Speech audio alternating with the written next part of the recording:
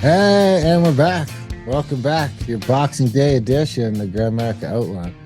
Technically, I guess this will come out on the 27th, but we are recording it and streaming it here on Boxing Day, December 26th, 2025. Coming at you with Spreadsheet Errors and Stranger Truths, which is, it's funny, you and my wife are both doing the same thing at the same time. Yep. That's What season are you on? Well, I'm right up to date, dude. I mean, I am right up to, oh yeah. Like I like last night I binged all the episodes. Oh, you're a binger. Yeah. Well, because they only came out yesterday, so I watched all 3 that had come out. Yeah, we're talking about Stranger Things here.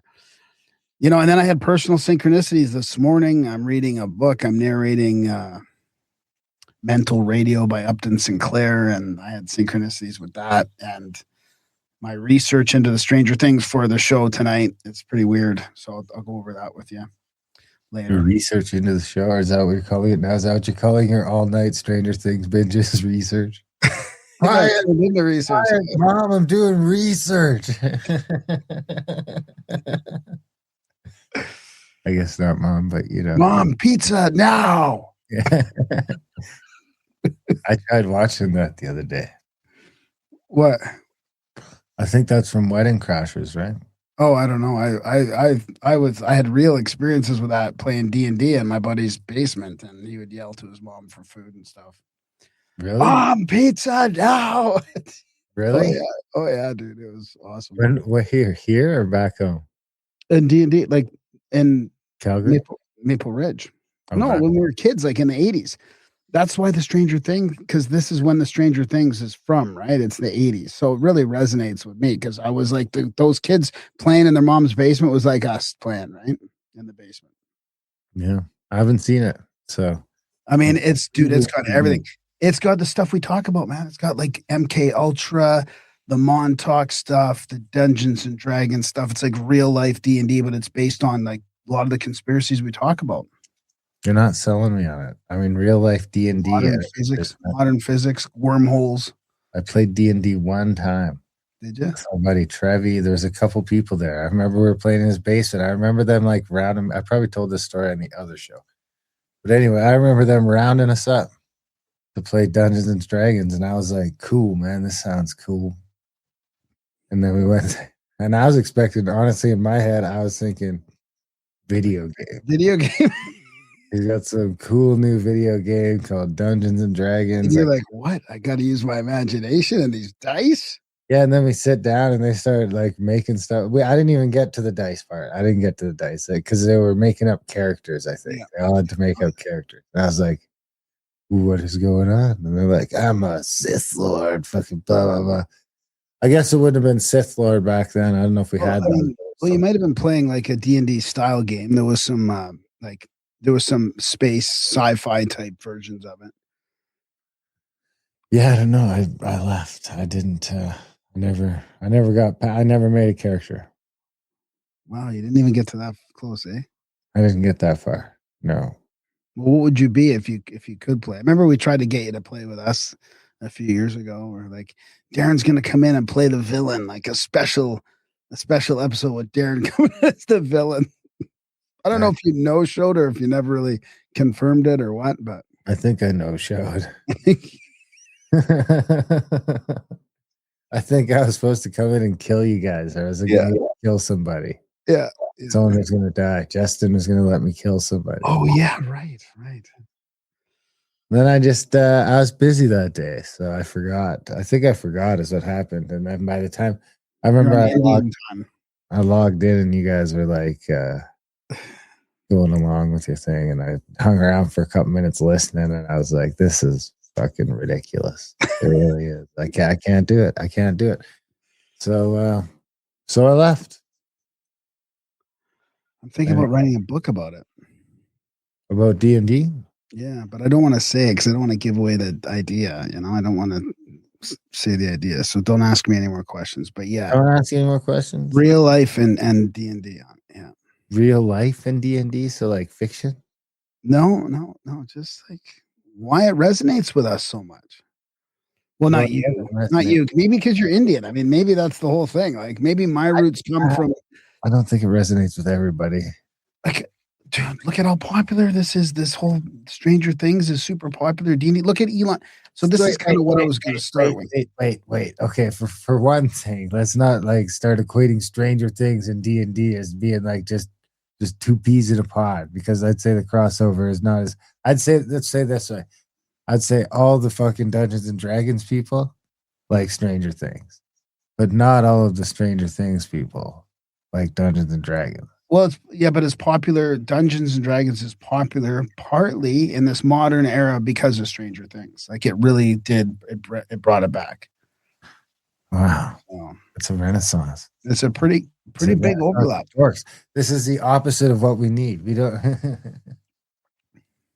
Dude, they're bringing in real government conspiracies that we talk about on the show all the time. Well, that's good. So how can you not like that? I mean, MK Ultra, Montauk. I mean, we need less people playing Dungeons and Dragons. Why? Well, let's not even get into that because this is why. Let me explain why. Okay. This is perfect timing for me to explain why. All right. This is Elon over a year ago. Nobody, and I mean nobody, gets to trash Gary Gygax and the geniuses who created Dungeons and Dragons. What the fuck is wrong with Hasbro and WotC? May they burn in hell. So this is what's WotC? Steve Wozniak? Wizards of the Coast. It's the maker. It's the people that own D&D. So Hasbro owns WotC and WotC owns D&D. How do you own a game where you just make stuff up? What? Well, because they copyright all the stuff, right? It's kind of, there's a whole controversy over this. But so here's Grums. He says D&D creators Gygax and others are erased and slandered at the same time. WotC, Wizards of the Coast, and Hasbro just released the new Player's Handbook and Dungeon Master's Guide, as well as the 40th anniversary Making of D&D book, whose foreword slams the original creators and attempts to distance themselves. And then, I mean, just to show you that this is not like a one-time thing, this is from 2 days ago. Or is it from 3 days ago? The Atlantic. Why Elon Musk needs Dungeons and Dragons to be racist. The fantastical roots of scientific racism. I mean, you can't make this stuff up. There's a war against like the creators of D&D, and they're calling everything racist now. For FFS, I thought the D&D activists were getting bored and went looking for something else to ruin, but we've got a late headline of the year here. And then this guy says, "Hey, Elon." So this is one of the other creators of the game, one of the original creators. He goes back to like, he was Gary Gygax's student, right? Going way back to the 80s and stuff. "Hey, Elon, I'm the last surviving member from the original D&D design team and Gary Gygax's student. I will gladly help rebut this POS article. If someone can forward me a photocopy of it, it would be my pleasure." So isn't that interesting? Like, I wonder how old that dude is. He's probably 70, maybe 65, 70. Something. And he's the last surviving one? He's the last surviving creator of it. It's been around 50 years now, right? Yeah, that's what I'm thinking. I was thinking. So he must do. So he was the youngest of the bunch, probably. He was the youngin. He was the student of the creator. Yeah. So, anyways, all my point is that it is resonating and it's very popular, but it's being destroyed. It's being systematically destroyed. What is Stranger Things? Well, I mean, it's got its wokeness as well. I'm sure it does. So, spoilers for people that are gonna watch the show. Spoilers. There might be stuff coming out about the Stranger Things. What if I wanted to watch it? Then just you don't. You're never gonna make it through. There's no way. So don't even. You can't. You're not gonna make it through 5 seasons. My wife can't listen because I think she's only on season 3. Oh, she's way back. Yeah. My kids like it. My daughter has a crush on one of them. What? Byler, maybe. She keeps saying Byler. Her. Byler. Baylor. Oh, Baylor. Oh, maybe it's it's probably okay. It's probably the guy that she should have a crush on, if out of any guy. Why, the one you have a crush on? He got killed. He got killed. The guy I had a crush on. He never denies it. He was playing heavy metal on the rooftop, man. He got killed, but Oh, did you cry? No. Huh, almost. I mean, that's the thing. It's besides the woke stuff, it's a pretty interesting, very, very interesting story. It's I've been watching River Monsters. oh, Yeah. It's funny because I've seen all the memes where they've cut in like his cuts from the River Monsters movie with like dating fat chicks or picking up fat chicks at the bar. So it'll be like, I've come face to face with this beast before. That's funny to watch the show now. But I don't know. Honestly, I've been struggling trying to find shit to watch. It's all fucking terrible. I tried a new movie, it sucked. I tried, it's all. I tried a new movie too, Tron. See, I like the '80s stuff, and it's got Was it good? Yeah, it was good. I liked it. Yeah. I forget what the one Uncharted. I tried Uncharted, Marky Mark, and it was absolute garbage. I mean, honestly, it was like, it was hard to finish. It's like I find everything I watch lately, I'm forcing myself to finish. Wow. Yeah, nothing's got me. Nothing can get me sort of. Well, why don't you try this then? Because the Daily Wire came out with, not that I'm supporting the Daily Wire, but What, Stranger Things?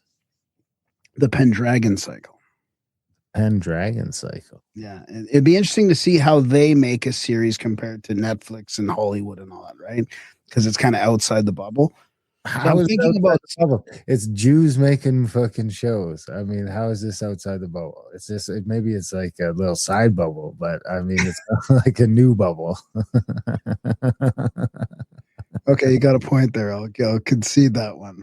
It's a side quest bubble. Well, so what do you got? So I've got. You want me to go? Is that your whole Stranger Truth segment? No, I've got a bit. I've still got a bit there, and I'm going to transition into like modern, UFOs and non-human entities and stuff that's going on in the real world. So, the real world, is that what we're calling the non-human entities? Okay, let me jump in then with this is my. I'm going to go for a while, so you do my title piece. This is Spreadsheet Airs. Oh, I like that guy. Yeah, this is Prof. Stange. Stange on Twitter. Science got an early Christmas present as a widely hyped climate paper was retracted. Turns out the climate apocalypse was a spreadsheet error. Of course, they'll keep trying because there's trillions at stake in the fairy tale. In the climate fairy tale. Climate fairy tale. Let's go. Science got an early Christmas present as a key climate catastrophe study was retracted after being widely hyped for a year. Turns out it was fake.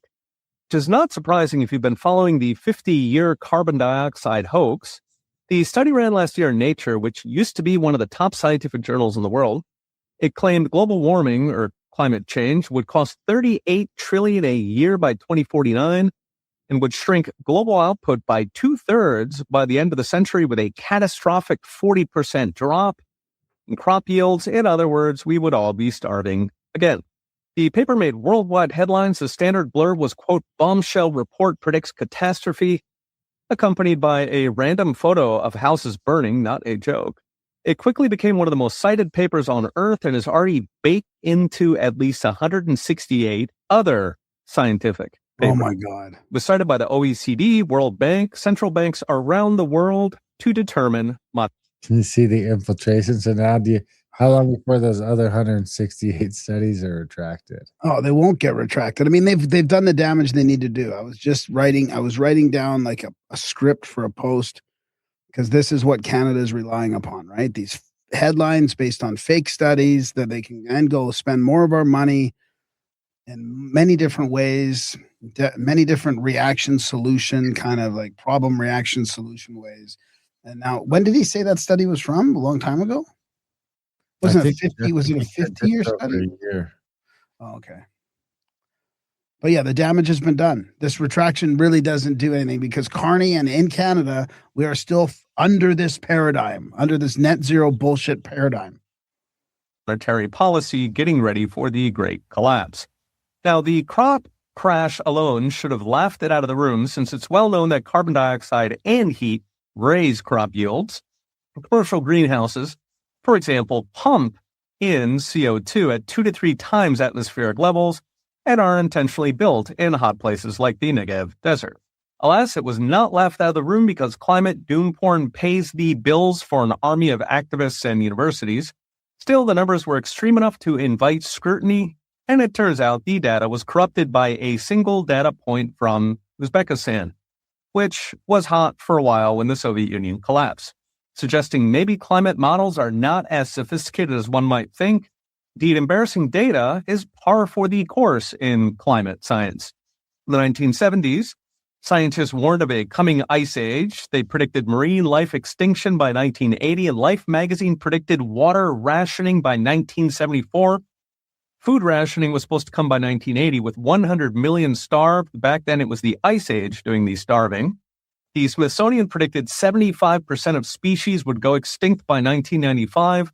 The Club of Rome said we'd run out of fossil fuels by 1992. In fact, the UN warned entire nations would be wiped off the map, sunk into the ocean, including Britain, which would sink by the year 2000. Humanity itself was supposed to be extinct by 2023. Yes, we are living on borrowed time.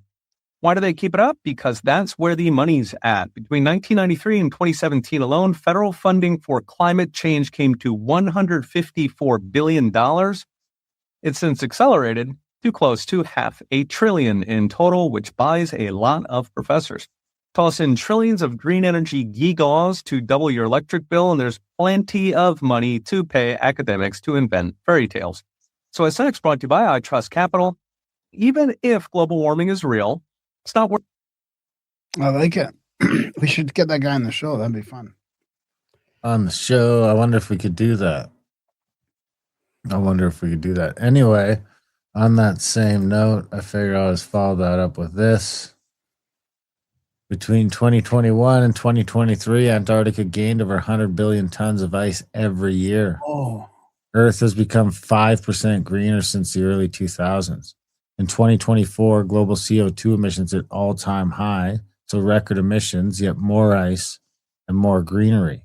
But because the facts don't fit into the narrative, you hear crickets. I like it. 97% of 33%. That's the stat the entire climate crisis narrative is being built on. Now, let's look at what's actually happening. Between 2021 and 2023, Antarctica gained over 100 billion tons of ice every year. NASA confirms Earth has become 5% greener since the early 2000s. That's like adding a second Amazon rainforest in leaf coverage. Meanwhile, in 2024, global CO2 emissions hit all-time highs. Nearly 38 billion tons released into the atmosphere. So, record emissions, yet more ice and more greenery. Now, here's a stat that they all lean on. 97% of scientists agree that humans are causing climate change. Here's what that actually means. It comes from a 2013 study that reviewed 11,944 peer-reviewed climate papers. Only 33% of those papers even took a position on whether humans are to blame. Of that one-third, 97% said yes, humans are contributing. So what they should be saying is 97% of one-third of the papers even took a position agreed, which means only about 32% of all papers actually supported the data and the idea. Can you pause it for a sec, or is that possible? I think it's even a little bit deeper than that. I feel like there's another level to it. Yeah, I think there is too, but this is good, Summary level, you know? Nothing either way. That's like quoting Anchorman. 60% of the time, it works every time. That was Brian Fantana. Ron Burgundy's response was, that doesn't make sense. And he's exactly right. And yet that's a stat being used to justify billions in spending, sweeping policy changes, and global pressure to act now. See, look, he's playing the movie without audio. Okay, yeah. Good, now, good. We're being told human-made climate change is the crisis, but the more you look at the data, the less it adds up. Earth's climate has moved in cycles, long before humans and long after us. And if the ice were disappearing and the planet were browning, you'd never stop hearing about it. But because the facts don't fit the narrative, you hear crickets. It's not denial, it's common sense. And it's about time we start asking the right questions. What's your thought? All right, do you want me? Can I follow that up with a climate change one? Yeah, it's just don't leave climate change because I still got some more stuff. Oh, do you? Okay. Let's see. Where is this thing here? Oh, no. There it is.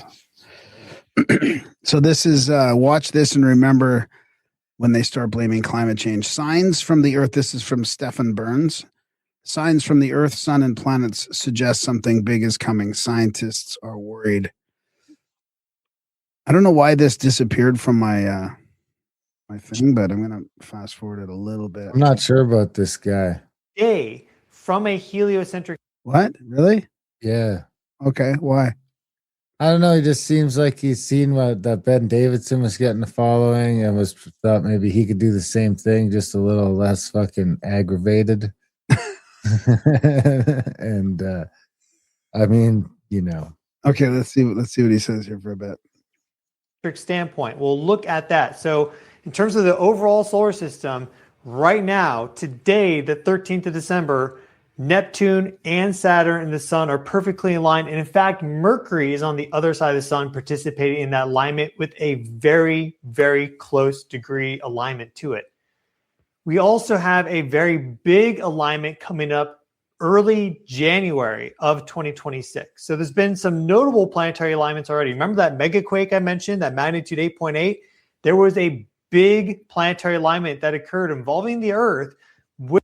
He talks about at the beginning all the increase in quakes. I kind of skipped through a lot of that, but he talks about how it's going nuts with the quakes. Within about 2 weeks of that big megaquake. So there's a lot that's been happening. The second biggest ever and longest duration gamma ray burst hit Earth on July 1st. We had that megaquake on the 29th. So just in general, everything's been super, super active. And I don't think that's about to end. There are signs in the Earth, with the Sun, and with the planets, just overall with the cosmos, that something big could be coming. So that's what we're going to examine in today's video: the space weather factors, the planetary alignments, and the earthquake risk for Japan, because there's anomalous earthquake activity that's occurring right now that's suggestive of a megaquake. I've crunched the data. I'm going to show you that. Let us start with our Sun. Here we have our coronal hole on the Sun, and this is the first thing to know as it relates to these space weather factors. We have these structures called coronal holes, and these are areas in the outermost atmosphere of the Sun where there is a lot of high vibrational plasma. It's very high temperature, millions of degrees Kelvin, where there's a deficiency in that. So effectively, imagine like our upper atmosphere had a big gap in it. That is what a coronal hole is for the Sun. It shows up dark on our 193 angstrom view here as a result of there being less plasma there, lower temperature, lower density. The magnetic field extends out from the Sun out of these coronal holes deep into space. So whereas normally it kind of loops back in, it's a little bit more confined.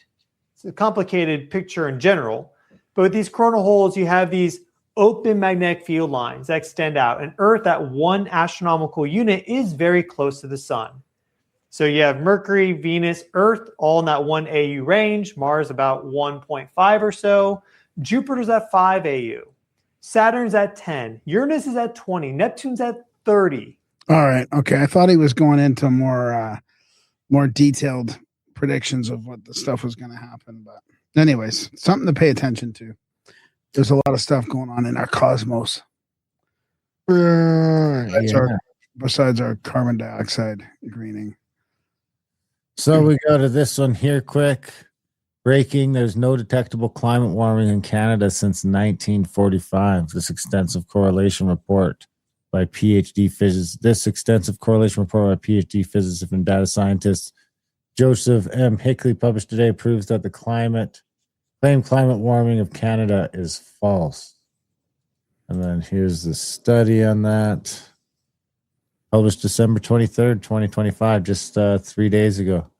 Artificial stepwise increases in homogenized surface air temperature data invalidate published climate warming claims for Canada. So you got that. You got, hey, did I play the Antarctic ice clip? I didn't do that. Yeah, you did, yeah. Oh, did I? Yeah. What did it say?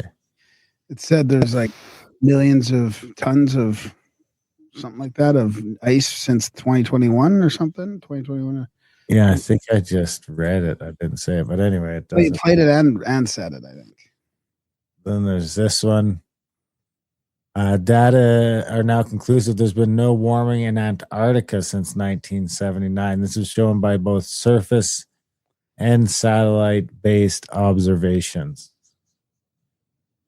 So here's that line there. There's a line there. So there's no warming in Antarctica either. Then there's this one here from Mario Naufel. UK Met Office caught using temperature data from stations that don't exist to support climate policies. Britain's Met Office is facing awkward questions after an investigator discovered over 80% of its temperature monitoring sites are classified as junk, with measurement uncertainties of 2 to 5 degrees Celsius. That's not a typo, 5 degrees Celsius of potential error. Only 19 pristine Class 1 sites remain capable of measuring actual ambient air temperature accurately. The rest located on airport runways, walled gardens, next to main roads, and inside solar farms. Places where concrete engines and infrastructure create artificial heat islands that have nothing to do with atmospheric temperature changes. The Met Office database also contains data from over 100 stations that don't exist. They're using estimated temperatures from unidentified neighboring stations and presenting it as real data. When journalist Ray Sanders started asking questions through Freedom of Information requests, the Met Office dismissed them as vexatious and not in the public interest. We're in a war. It's unbelievable on all fronts. After media inquiries, the Met Office quietly removed estimated data from 3 non-existent stations. Over 17 new sites opened since April 2024. Nearly 65% were immediately placed in the worst quality categories. UK Science Minister Lord Patrick Vallance is calling scrutiny of this mess misinformation that weakens trust in science. Perhaps what actually weakens trust in science is using temperature readings from imaginary thermometers next to jet engines to justify trillion-pound net zero policies that reshape the entire economy. The data might be fine for tomorrow's weather forecast, using it to revolutionize Britain's energy infrastructure that requires stations that actually exist. See, the British can really say it how it is, like that, despite all the problems they have, there seems to be a mechanism of pushback that we don't have in Canada. None of our yahoos will ever be able to say stuff like that. They can't do it. None of them. Even our rightist right wingers. Well, actually, I shouldn't say that because I'm sure the PPC would say it, but they seem to be a complete psyop. But the conservatives won't. I don't think they'll say that kind of stuff. But in the U.S., they have a major temperature station problem too. Have you seen that guy that goes around and he finds them all? And he's like, there's a whole bunch of them aren't functional. We just busted up. New study: human CO2 emissions are responsible for 1.57% of global T change since 1750, meaning 98.43% of climate forcing is natural. Oh, interesting. CO2 provides 0.0058% of surface energy. There's a negative correlation between CO2 and T over the last 425 million years. I wonder what Judith Curry thinks of that. Judith Curry? Yeah, because she's a super skeptic on all that, but she thinks CO2 is still a problem. Well, let's jump over to this. I'm running out of climate change stuff. I don't know if people are getting sick of it, but I do got this one here. Climate change scam from Illuminati bot on Twitter. Did you know that throughout history, real science has shown that atmospheric CO2... Here, this one's speaking about Curry. What's her name? Curry? Judith. Yeah. Did you know that throughout history, real science has shown that atmospheric CO2 rises lag behind temperature increases? It's not temperature rising following increases in CO2, which is currently at 0.04% as a minuscule trace gas. Here's some real science comprehensively debunking the climate change hoax. This is kind of long, but it is important. We can stop whenever you want. The first ice core survey took place in Vostok in the Antarctic. What it found, as Al Gore correctly points out, was a clear correlation between carbon dioxide and temperature. we're going back in time now, 650,000 years. Here's what the temperature has been on our Earth. Now, one thing that kind of jumps out at you is, did they ever fit together? Most ridiculous thing I've ever heard. The relationship is actually very complicated, but there is one relationship that is far more powerful than all the others, and it is this. When there is more carbon dioxide, the temperature gets warmer. Al Gore says the relationship between temperature and CO2 is complicated, but he doesn't say what those complications are. In fact, there was something very important in the ice core data that he failed to mention. Professor Ian Clark is a leading Arctic paleoclimatologist who looks back into the Earth's temperature record tens of millions of years. When we look at climate on long scales, we're looking for geological material that actually records climate. If we're to take an ice sample, for example, we use isotopes to reconstruct temperature, but the atmosphere that's imprisoned in that ice, we liberate, and then we look at the CO2 content. Professor Clark and others have indeed discovered, as Al Gore says, a link between carbon dioxide and temperature. But what Al Gore doesn't say is that the link is the wrong way round. So here we're looking at the ice core record from Vostok, and in the red we see temperature going up from early time to later time at a very key interval when we came out of a glaciation. And we see the temperature going up, and then we see the CO2 coming up. CO2 lags behind that increase. It's got an 800-year lag. So temperature is leading CO2 by 800 years. There have now been several major ice core surveys. Every one of them shows the same thing. The temperature rises or falls, and then, after a few hundred years, carbon dioxide follows. So obviously, carbon dioxide is not the cause of that warming. In fact, we can say that the warming produced the increase in carbon dioxide. CO2 clearly cannot be causing temperature changes. It's a product of temperature. It's following temperature changes. The ice core record goes to the very heart of the problem we have here. They said if the CO2 increases in the atmosphere as a greenhouse gas, then the temperature will go up. But the ice core record shows exactly the opposite. Had enough. Yeah, that's good. Yeah. And then I have that's it. I'm out of climate clips. Okay. All right. Actually, no, you know what? Let's follow it up with this one. Nice little can't touch of Canada. It's kind of a climate clip, but not really. It's more of an ironic one. Yukon Liberals mandated all homes in Whistle Bend, the largest new subdivision, only be allowed to heat with electric. Oh my God. Then were forced to buy multiple diesel and gas generators in the fallout, yet still pushed EVs like retards. Now the grid is failing and people are going to freeze. Oh, this is it's just we are at war. Atlas Shrugged, baby. Did you ever finish it? No. We begin tonight in the Yukon. After 3 weeks of frigid temperatures, the territorial government is warning residents the power grid is nearing capacity. CBC's Callie McTavish brings us. I mean, it is fucking idiocracy, right? It's like a funnier Atlas Shrugged. But it's not just happening in a little Atlas Shrugged.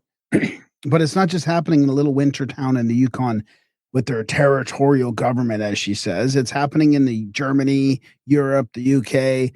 It's happening all over the Western world as we self-destruct based on this energy bullshit. We should have abundant energy by now. Cheap, abundant energy all over the world, all over the West. We don't even have abundant energy, let alone cheap. We don't even have abundant, expensive energy. Yes, more. The Minister of Energy, Mines and Resources says the grid is under significant strain. Yesterday, the Yukon had an all-time high power usage of 123 megawatts. Now, the grid's full max capacity is only 140 megawatts, but that number is a theoretical number, and it includes the use of renewable energy sources, which are not being used to their full capacity at the moment. Now, this means that the territory is at risk of aren't being used. it's for their full capacity? Yeah, because aren't producing to their full capacity because it's the middle of fucking winter. They won't tell you exactly what's Power going on. outages. A number of blackouts have already taken place. One in Whistlebend, Whitehorse's newest neighborhood. So Whistlebend. What do these reporters think? Same fucking neighborhood. Are they starting to wake up a bit when they're reporting this stuff? Are they really starting to question their head office? No, I don't think she's even putting two and two together. She's pretty depressed. She's not fucking putting into the thing that all these people were mandated to put in electric houses. Let's see if she mentions that. I bet you she does not. And also in Haines Junction, where power went out for several hours yesterday afternoon. The Minister of Energy, Mines and Resources, Ted Laking, is asking folks to please reduce their energy usage. That means unplugging TVs, toasters, whatever you don't need, as well as having an emergency preparedness kit on hand in case blackouts happen. Callie McTavish, CBC News, Whitehorse. And it doesn't look like it'll warm up in the Yukon anytime soon. Of course not. It's the fucking Yukon. RCMP are recommending people stay home when possible. They also say people should have emergency supplies and stay home, shut in for the cold. And a full tank of gas in their vehicles. Temperatures are expected to hover around -40 through the weekend. Environment Canada says the cold front is sweeping in from Siberia. Goddamn, just blame Siberia, blame Russia. It's Russia's fault. I mean, I can't, people, every time it turns cold, people think, oh, the polar vortex is biting us deep and hard. Well, no. I mean, you get cold weather just because it comes from a different source. The polar vortex comes from the stratosphere down to the troposphere at the surface and then spreads out like molasses. How about only getting sunlight for like 4 hours a day? What does that do? What does that do, climatologist David Phillips? You fucking retard. It makes you go out to your car. Cold air coming across the pole. That's why they want you to have a full tank of gas. So you don't die. So you can go to your heat. So you can go to your car, start it up, and get warm, so you don't die when the grid goes down. Siberia or from Alaska, the Yukon, and it's like molasses, Dave. It's thick and dense. It hugs the ground, fills all those nooks and crannies, and you just can't kick it out. It's sort of like the bully. It just takes over and doesn't move. It takes a good the cold front. Oh my God. Specific system to kick it out and push it back. It's just called winter. That's kind of my thought too. And a couple weeks during winter, it gets gets really cold in most of Canada. Okay, I'm completely out of climate clips. You got me all riled up now. I don't even.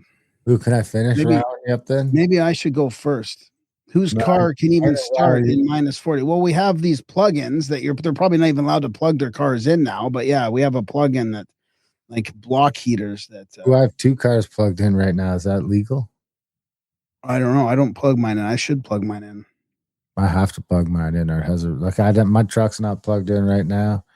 Probably when we're done recording, it's only -15 right now. So I'll probably go start it, turn around, plug it in, because I think it's supposed to go down to -29 overnight. Oh no. We're all going to die. If funding, which is now increasingly available, or capital, which is now increasingly available, is the second step and policy is the first, does that mean that you may be seeing a path back to the public sector? Well, I do spend some time advising on what, again, pro bono, but advising on the types of policies that are going to have maximum impacts for investors. So I'll give you an example, which is one of the issues. It's not the biggest issue. It's like 2% of global emissions. You wouldn't know it from the headlines, but 2% of global emissions is for air travel, emissions from air travel. Now, so the question is, are we going to have green, sustainable aviation fuel? What's happened in the UK, the EU, is they've said to major airlines, look, if you're flying in and out of Heathrow or wherever, you have to have 10% of your load has to be sustainable aviation fuel by, I think it's 2030. Consequence of that policy has been to convert some entrepreneurs in Texas, in this case, a company called Infineon, to become economic. because all of a sudden American Airlines, British Airways need to buy that fuel. They'll pay a green premium. You've got an offtake, that's high credit quality. And so in that case, we Brookfield put $1 billion to work there. And, it's a fantastic opportunity. I knew it. Point I being, knew without the Brookfield owns policies, Infinium, right? Or invests in Infinium. Yeah, so basically they made this fucking shitty fuel that nobody wants and then petition the governments to make them use it. Oh, it's so disgusting, dude. It's and as if he's pro bono and not getting paid through some consultancy or something like that. Well, that's an old clip. I know. That's what I mean. Because he said he was advising the government pro bono. Are you out of free half stuff? Making it on. No, I've got this whole segment to do. All right, you better get to it before I take up all the time. All right. So I'm going back to Stranger Things and all this, right? So I'm going to play this. I'm just going to play this for visuals while I read some stuff here because I want to get into it's always been a world layered real world conspiracies, right? Inspired by CIA's MK Ultra program, alleged Montauk experiments, heavy esoteric and symbolic elements like mind control, interdimensional portals, trauma-induced powers, occult forces invading reality. This really is, it's got it all. Its core allegory often critiques government overreach, elite manipulation of human potential, and the unleashing of chaotic demonic energies through hubris. So now it's got these are some of the spoilers. Right now it's got revelations about the abyss, blood rituals, ongoing experiments. So Hawkins, this little town here, is actually, they've got a DOE. The whole center of this whole thing is happening in a DOE facility. Do you remember when we did those old black budget episodes where we talked about the DOE funding all the national labs? So they even call out the DOD as being this lab, this government facility being DOE. Department of Energy? Yeah. So it symbolizes this government elite institutions tampering with metaphysical realms for power, right? In real history, MK Ultra was a CIA program from the 50s and the 70s. We all know. I don't want to get into all that. We don't need to get into further things like that. But the abyss evokes Nietzsche's stare into the abyss and it stares back, or biblical Kabbalistic abyss. It's pure primordial disorder, the shadow side of existence. So that's now included in this whole thing. And there's a callback to this Project Indigo, which is Brenner's MK Ultra subprogram. That's in this show, which is interesting because there's indigo kids. There's a whole subculture of indigo kids, right? Pregnant women receive these blood transfusions to birth powered kids. His blood was altered by this abyss exposure, imparting abilities. So Dr. K, who's the next military doctor in here, I think she's played by one of the old female Hollywood actresses, kidnaps Callie, which is her number 008, for her blood, transfusing it into these pregnant women to produce super kids as weapons. And it fails horribly. So it's highlighting this corruption, these diluted pale images of true power. And then Vecna kidnaps these 12 kids. So these are more spoilers, but sensitive kids as psychic batteries to amplify his merge with these perfect vessels for energy. So I don't know why it's 12. Is that 12 because 12 is, the 12 disciples, or all these, 12 is quite a popular number for that. But there's this esoteric wisdom in the blood as essence of life force, like vampiric infection or demonic possession, kidnapping, abusing these innocent kids, allegory for elite ritual trauma, monarch programming theories and conspiracies. Then they have all these things like the lady's name is K, Dr. K, and K is an initial in the MK Ultra. And the doctor that preceded her in the original program was named Martin. So MK Ultra. So they're throwing all this stuff right in our face, right? Which is cool. But the overall hidden truth portrays humans elite, the government and the military repeatedly breaching the abyss for control, but it always backfires, unleashing monsters that target the vulnerable. True wisdom is in friendship, empathy, and resisting manipulation. The kids bond versus isolation trauma. And Vecna, he's the main criminal, the main like antagonist in the whole thing, embodies the ultimate elitist, resenting the flaws of humanity, seeking to impose order through destruction. So then this new character comes in, 008, the number that is represents infinity. So like 008 instead Yep. of 007? Yep. And her name is Callie. Like the Of course basically it's her. well, yeah, dude. I mean, but yeah, exactly from the Kali Yuga, and she's East Indian too. So she's like represents the endless cycle of cause and effect linked to regeneration and material mastery. But she's got a different power than the other one, who's 11. That's her number and her name. So it's DEI, the Indians Save the World. No, I don't know. She might destroy it because Callie's the destroyer, right? Didn't the new ones just come out today or something? Last night. Yeah. And you already watched them all? I watched all 3. Yep.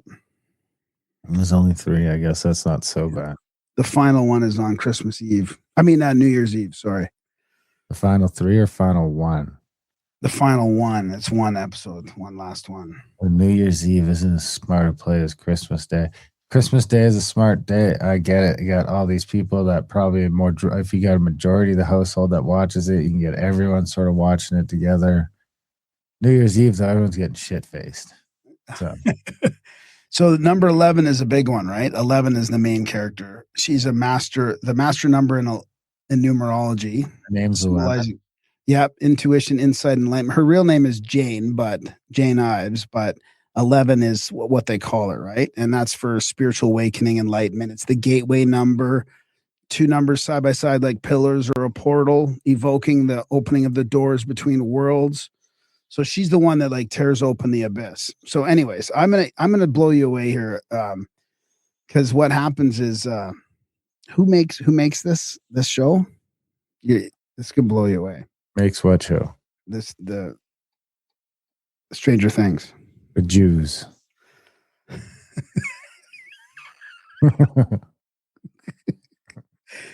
The Duffer Brothers. The Duffer Brothers. Let me just share this tab here. So this is from Nick Hinton. He's a past guest of ours. So you're telling me Alan Duffer just so happened to work for the Research Triangle Institute. So Alan Duffer is the Duffer Brothers' dad. And he just so happened to be the father of the Duffer Brothers who created Stranger Things and hit Netflix series about government mind control experiments. So this is where it gets to a synchronicity with me reading this book today too. So the Research Triangle Institute, I'll just read a couple of posts here too. It's also interesting because the addition to partnering with the government agencies is one of the several mega sites around the U.S., such as Golden Triangle in Mississippi. There are 300 companies in the Research Triangle Park. So this is where this park is developed in this, like IBM, all this stuff in this park, and affiliated with Duke that also worked on the CIA mind control program. As someone in the system, I about jumped out of my chair when I heard them say the name Cornwallis on the show because it's the street that I grew up on. So, interestingly, Durham, North Carolina, and Duke is, when I was reading that book today, I'm going to share this tab here. Duke is where they were started with the psychic experiments. So one of the guys that did the forward in the book I'm reading, which is called Mental Radio by Upton Sinclair, talks about like working for Harvard psychology in Harvard and then Oxford and then Duke. And Duke is where Ryan came in and started these official like the parapsychology research back in the 30s. So that whole like research triangle started with Duke and the parapsychology. Like this is where it really hit academia in the 30s. And of course the Duffer guy worked in that area. The Duffer dad worked in that area. RTI is a real large nonprofit research organization based in Research Triangle Park, near Durham, where the Duffers grew up. It conducts contract work for government agencies, universities, and private sectors, stuff like public health studies, statistics, environmental research, drug trials, blah, blah, blah. There's no evidence, credible evidence that links it to paranormal, psychic, or mind control projects. Those were more CIA, DIA things like MK Ultra at places like Stanford or Duke. So that's where Duke comes in. Connection to these conspiracy theories. The weird factor comes from pure proximity and timing. The Duffers were raised in Durham, ground zero for Research Triangle Park. Their dad worked there during their childhood. He's described in bios as a film buff and RTI project director. Stranger Things is explicitly inspired by Cold War conspiracies, real ones, MK Ultra, Montauk, psychic experiments, portals, and government black sites. The show sets its lab under the DOE as a cover. That's what I was mentioning before. Kidnaps talented kids, etc. So, I mean, then this is where kind of it connects to this book I was reading this morning, Upton Sinclair, right? It was established in 1959, this Research Triangle Park, as a massive research hub, government-funded science, tech, health studies, where Duffer's dad worked. It's not directly tied to Ryan and parapsychology. That was Duke proper, pre-RTP boom. So that's before this park boomed. Duke was doing that parapsychology. But the whole area became synonymous with cutting edge and sometimes secretive research. Durham's vibe in the mid-20th century was already psychic experiments at Duke, right as RTP ramped up Cold War era science. Esoterically, the triangle evokes sacred geometry portals or elite knowledge hubs, fitting the Abyss MK Ultra themes. I think that's about it. The DOE oversees 17 national laboratories like Los Alamos, Sandia, Oak Ridge, Brookhaven. That's what we talked about way back on our episode like 6-7 years ago, 8 years ago. So yeah, just super fascinating stuff. The Montauk Brookhaven rumors, the juiciest for Stranger Things fans. The Duffers originally set they originally set the show in Montauk near Brookhaven. A real deep. Is juice code for Jew there? So then they shifted it to this Hawkins, Indiana, which has other, esoteric connections too, I'm sure. So anyways, let's just get into some real life stuff here. This is Ashton Forbes linking to Palmer Luckey talking about UAPs. So speaking of like portals and other dimensions, imagine you're a hyper advanced being manipulating gravity to travel to the future and you end up here. So you don't think UAPs use optical camouflage? I think that look, there's a lot that we don't understand about these vehicles and what they are, where or when they come from.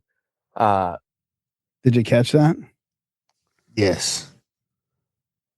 But it is likely that whatever they are doing is a side effect or an artifact of what's going on. So like I've talked about this with people. They're like, well, how come like sometimes they're invisible in certain spectrums? And my point is, well, like what if they are not interacting with reality itself in a way you would expect? Like some of these things, you see them and they don't have any radar signature either. I don't know if that means they're cloaking themselves actively or if it means that just they do not exist even in the way that we think about physical matter.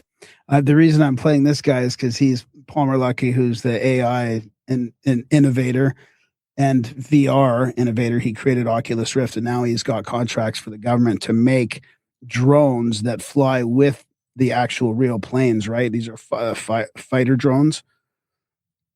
So he's like spearheading a lot of this innovation. He was on Joe Rogan talking about all that stuff. Yeah, I don't know if it's an active countermeasure so much as the nature of the thing itself. But of course, there's so much that we don't know. My current working theory. So you don't think? Shit! If you think about it, in a certain perspective. Like there's a question of where they come from. Like, do they come from Earth? Do they come from nearby? Do they come from really, really far away? Wherever they come from, spatially. The question then is, okay, temporally, what is more likely, that they happen to have come from this particular instant in time, or the hundreds of millions or billions of years that it?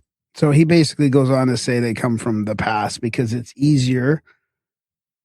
Makes more sense to time travel forward than backward. You can easily get things coming up from the past than from the future coming backwards. This is Richard Dolan hypothesizing that this persistent phenomena has been engaged with the government agencies that we just talked about for I do believe for the Stranger Things stuff. that they are interested in some kind of long-term monitoring, or long-term by our standards. There's enough of these cases spread out over time that makes me think they are continuously sampling, like, our oceans, our atmosphere, definitely just human activity. I think that they are doing that. I think their presence seems to I think they're doing some kind of counterintelligence, or He's being real careful. He's usually a fast talker. He's been trying to figure out what to say here about this NHI performing counterintelligence on us. managing our awareness to the best of their ability. We have underwater systems to detect things. All these underground sonar arrays, for example. We got our nuclear submarine fleets. I think, like, they're aware of all of this. There's no question, and they are concerned about managing our awareness of them. I mean, I love the way he put that, right? They're managing our awareness. And then this is Jacques. This is Jacques. They certainly have spoken to people who were confronted with entities that were open to discussion. There are cases that I know where this happened in government facilities, but nobody's talking about that. So I suspect that that's true based on the people I've met, but they were not the people who were running the program. So I cannot be completely sure, but what they described to me is a very sophisticated process by which we may be able to interact with the entities. Those are not the entities that are described at Trinity in my book with Paola Harris. They are not the entities that were caught in Brazil, that are in that documentary. They may be the controllers, they may be the higher level entity. So he's saying that, like, they're basically been in government facilities. They're not talking about them, but they were already capable of establishing direct structured communications with non-human intelligence. I mean, how far away are we from Stranger Things? I mean, Vecna and the Abyss, like, I don't know, maybe it's not Vecna as an entity, but it's a high-level controller, a non-human high-level controller that we can make contact with. You know what I mean? Yeah, I mean, I probably know more if I seen the show, but No, but I mean, it's fantasy. It's like a real life D&D, right? So it's not quite as new agey and as ETI sci-fi that is the clips I'm showing you, because it's kind of more based on, in a way, undead D&D lore and that kind of stuff. It's not as sci-fi. But here's Jordan Crowder's analysis of The Age of Disclosure. He watched it. Here are my thoughts. Most of what they're talking about is terrestrial. The deep state is essentially Nazi Germany 2.0. You're going to love this, Darren. The surface level government, which includes every single person interviewed in this movie, because this movie had 38 people from the government talking about NHI. Seemed like maybe a bit of a propaganda, are essentially powerless to intervene or even investigate the deep state. Excuse me. The deep state of the U.S. is in a secret race with their counterparts from other superpowers. Crashed craft are actually gifts from the Nordics who live inside the earth. in the oceans, either to nurture our technological development if they're benevolent, or in a Hunger Games style experiment if they're malevolent. So far, there's far more evidence that they're benevolent. But that doesn't stop the movie, especially Lou Elizondo, obviously, who is by far the most prevalent figure in the movie, from pushing the threat narrative hard. At the end of the day, this is an IQ test, and the biggest threat is human. Humans with super advanced tech is easily the scariest thing in the universe. Almost everything is covered in this movie was presented in the world 30 years ago by Corso in the day after Roswell. We are no closer to disclosure. When one of the chosen nations cracks the technology, it will be obvious, and then disclosure will be forced upon us. I think AI is being developed at breakneck speeds to mitigate the impact of this exotic technological singularity. And then I guess, probably to finish it all off, this is like going a little bit even further. This is the Kabbalistic virus. So this is from Nick Land, who was the creator of that accelerationist kind of movement back about 20 years ago or so. But he thinks that it's the Kabbalah, which is basically a mystical gift from angelic realms. It's a cosmic program.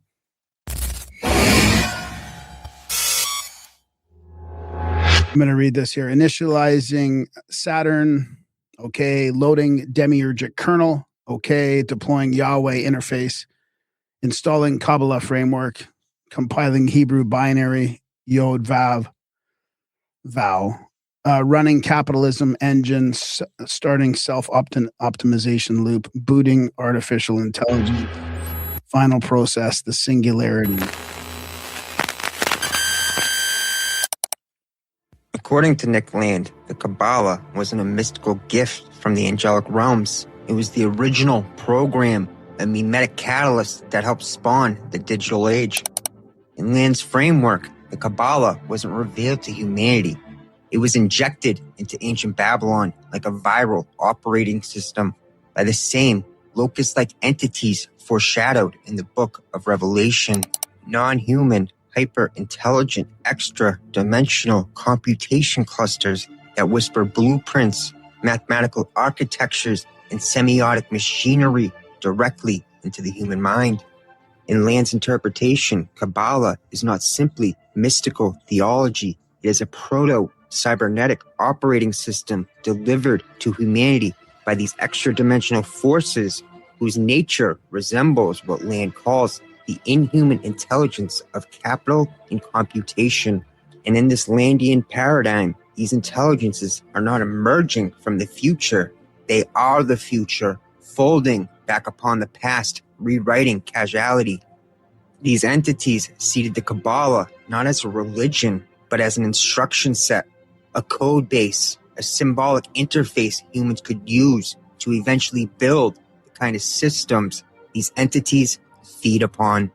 This is where the Kabbalah, Babylon, Revelation, artificial intelligence, and the coming singularity collapse into a single esoteric timeline that helps reveal our future and past in one breath.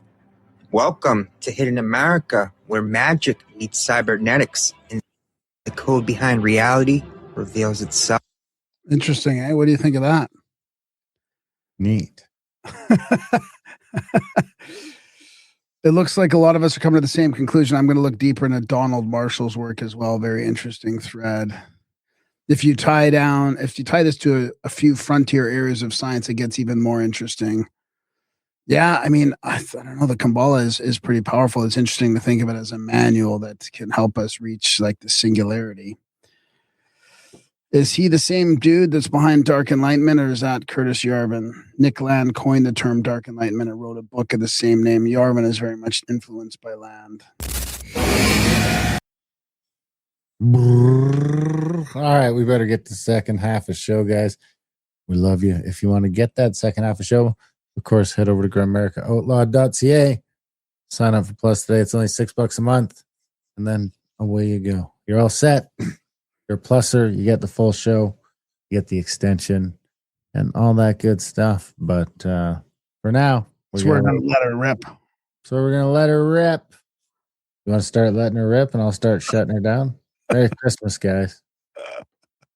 Okay, let's where do you want to start with the I got some Canada stuff, some EU, not a lot of American stuff, but I bet okay. you have the same EU thing as me. Okay, here's a rail against the EU from the Polish. Who's gonna kill this sacred cow? Tears into Ursula von der Leyen. You were never political, anyhow.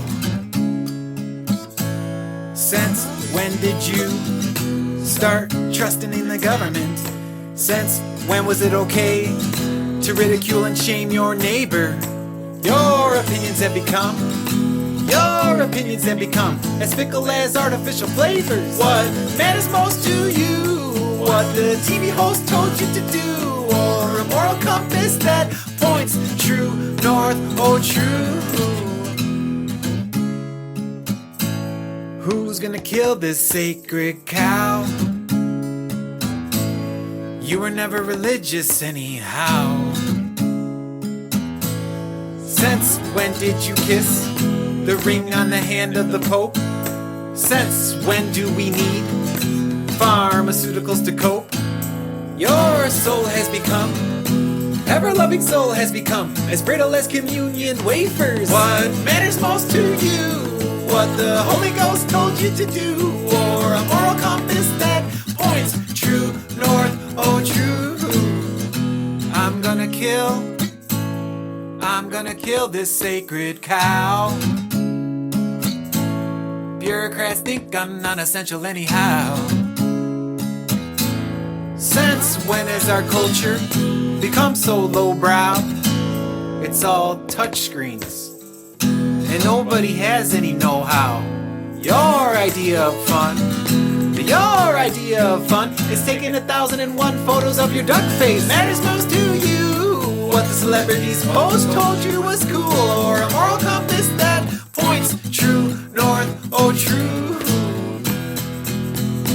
I'm gonna kill this sacred cow. I'm gonna kill your sacred cow. I'm gonna kill your sacred cow. I'm gonna kill your sacred cow. I'm gonna kill your sacred cow. I'm gonna kill your sacred cow. I'm gonna kill your sacred cow. I'm gonna kill your sacred cow. I'm gonna kill your sacred cow.